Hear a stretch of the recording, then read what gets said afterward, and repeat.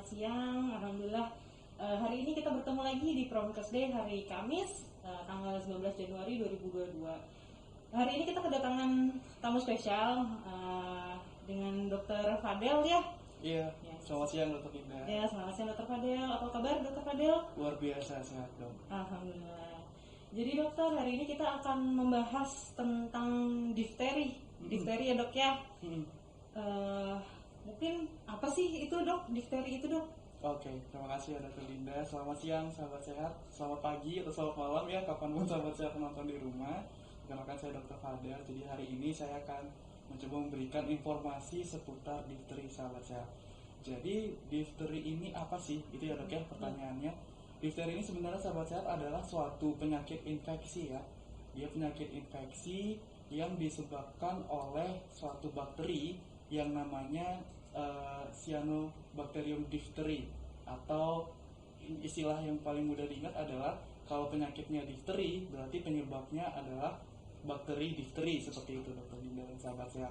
Yang biasanya juga difteri ini paling sering mengenai anak-anak ya, anak-anak dan dewasa juga bisa. Di anak-anak terutama adalah anak-anak yang tidak mendapatkan vaksinasi atau imunisasi dari DPT atau vaksinasi difteri. Sementara pada dewasa biasanya adalah mereka-mereka yang punya penyakit imunokompromis atau punya penyakit-penyakit yang menyebabkan daya tahan tubuhnya menurun, ataupun juga bisa dikarenakan vaksinasi yang belum didapatkan selama waktu dia anak-anak, seperti itu dokter Dinda. Oke, jadi difteri ini disebabkan oleh bakteri difteri dan lebih sering menyerang pada anak-anak, tapi dewasa juga bisa ya dok ya? Bisa. Kemudian apa itu dok gejalanya dari difteri dok? Oke, sebenarnya kalau untuk gejala dari difteri itu sendiri dia mirip-mirip ya dok ya dengan penyakit demam, batuk, flu pada umumnya gitu ya. Bisa diawali dengan adanya demam, kemudian adanya nyeri tenggorokan, kemudian juga bisa nanti kalau misalnya itu penyakitnya sudah berkembang ke yang lebih jauh, itu bisa menyebabkan timbulnya suatu selaput keabu-abuan yang biasanya muncul di panjang saluran nafas, biasanya kelihatan di langit-langit mulut dok. Nah itu biasanya selaput lendirnya itu, selaput keabu-abuannya itu dia mudah berdarah ketika dilakukan pemeriksaan swab oleh petugas kesehatan. Nah itu yang menjadi pembeda difteri dengan penyakit-penyakit pada umumnya yang lain ya dok ya, kayak demam yang lain. Nah itu biasanya kalau difteri itu yang menjadi pembeda adalah adanya selaput keabu-abuan tadi yang bisa muncul. Kemudian pada difteri ini juga bisa menyebabkan adanya suatu lesi kulit dok. Jadi selain dia itu bisa menyerang saluran pernafasan, dia juga bisa menyerang kulit pada sebagian kasus.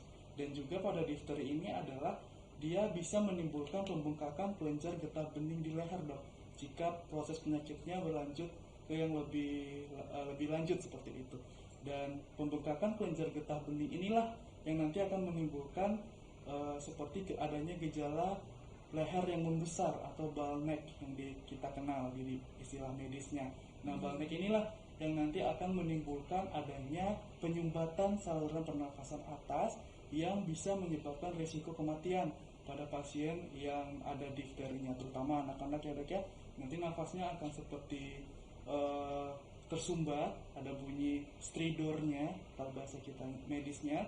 Mungkin kalau mungkin nafasnya itu seperti tercekik atau seperti kemasukan makanan gitu dok ya. Jadi kayak sempit banget saluran nafas atasnya sehingga menimbulkan nanti suara stridor tadi atau suara yang seperti tercekik itu dokter Dinda. Oke, jadi yang membedakan adalah selaput keabuannya tadi ya dok ya? Betul. Tetap berarti kalau misalnya kita melihat anak-anak ada gejala flu, batuk, pilek, yang harus waspada ketika apakah ada atau tidaknya selaput itu. Kemudian perlu diingat bahwa nanti penyulitnya ternyata bisa membahayakan sekali ya dok ya? Betul. Sampai ke saluran pernafasan nanti ya? Iya, jadi saya mau nambahkan lagi nih dokter Dinda. Selain bakterinya tadi, ternyata di difteri itu juga ada toksinnya. Nah, toksinnya inilah yang nanti menyebabkan adanya komplikasi penyakit yang lebih lanjut.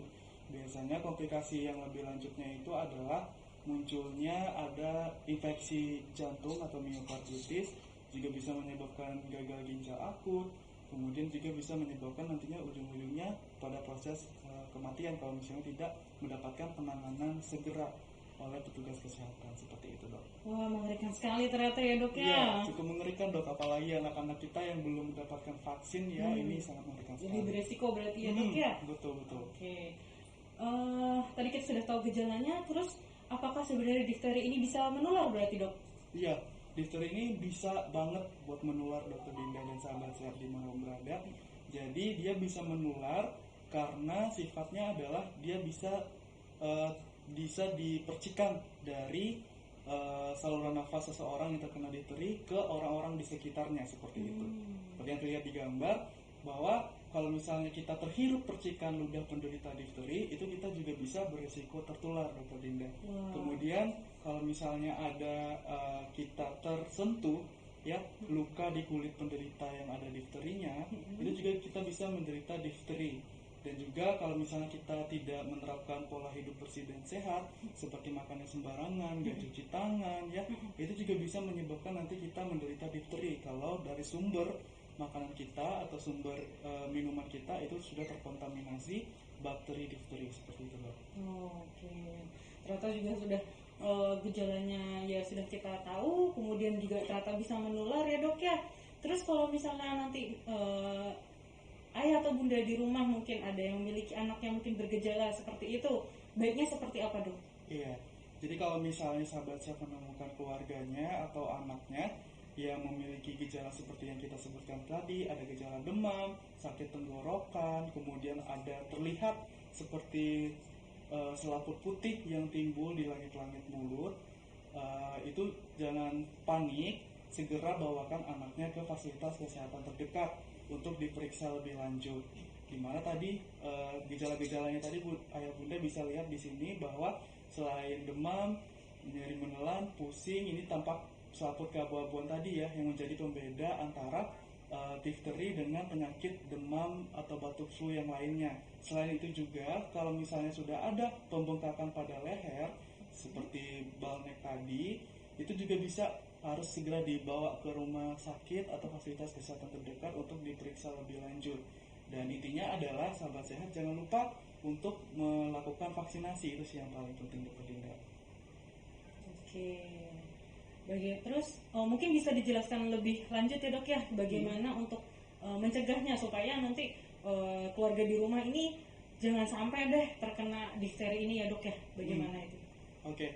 Jadi sebenarnya untuk di Bontang sendiri, untuk sekedar informasi sahabat sehat, ini beberapa kasus sudah dilaporkan. Dan yang paling penting adalah untuk mencegah kejadian difteri ini kita harus menerapkan pola hidup bersih dan sehat, terutama itu. Dan yang kedua, jangan lupa untuk melakukan vaksinasi ya, karena sejak bayi usia 2 bulan, 3, 4 itu sudah diberikan namanya imunisasi DPT HB-HIB, di mana di salah satu komponen vaksinasi tersebut sudah ada imunisasi difterinya. Dan juga nanti di usia 18 bulan itu biasanya juga akan diberikan DPT booster. Dan juga pada anak usia sekolah itu juga akan didapatkan imunisasi nanti, imunisasi difteri dan tetanus. Kemudian juga nanti pada usia dewasa itu juga bisa diulang setiap 10 tahun sekali untuk mendapatkan booster dari difteri ini sendiri, dok. Jadi banyak hal-hal yang dapat kita lakukan untuk mencegah penyakit ini. Seperti yang saya sampaikan tadi, sudah kecil usia 2 bulan sudah diberikan imunisasi, bulan ketiga, bulan keempat, kemudian juga dilanjutkan ke difteri atau DPT booster di usia 18 bulan, diberikan juga imunisasi pada usia sekolah atau biasanya pada bulan imunisasi anak sekolah, seperti itu, dok. Oh iya, jadi untuk pencegahannya lebih diutamakan untuk menyelesaikan imunisasinya ya dok ya. Betul, dari dok. usia kecil itu ya dok ya. Oke. Penyakitnya sangat bisa dicegah dan juga yang penting adalah menerapkan pola hidup bersih dan sehat plus vaksinasi. Siap. Jadi diharapkan nanti dari keluarga di rumah pun bisa tetap menerapkan ya dok ya. Untuk mungkin ada di rumah yang mungkin belum lengkap untuk vaksinasinya harus segera dikejar ya dok ya. Oke. Ini untuk sebelum menutup diskusi hari ini dokter, mungkin ada pesan-pesan yang mau disampaikan kepada keluarga-keluarga di rumah? Oh iya, terima kasih, dok. Jadi untuk difteri ini sebenarnya adalah penyakit infeksi ya, yang disebabkan oleh kuman bakteri difteri. Dia menyerang biasanya anak-anak dan biasanya menyerang anak-anak yang belum melakukan vaksinasi DPT secara lengkap, sobat sehat. Dan juga penyakit ini biasanya menimbulkan gejala seperti adanya nyeri tenggorokan, demam, kemudian juga bisa menimbulkan adanya suatu selaput yang berwarna keabu-abuan yang timbul di langit-langit mulut biasanya. Dan juga proses penyakit ini akan mengakibatkan nanti pembengkakan kelenjar limfe leher, bisa menyebabkan lehernya membengkak, dan juga toksin dari difterinya sendiri bisa masuk ke tubuh dan bisa mengancam nyawa seperti itu, dok.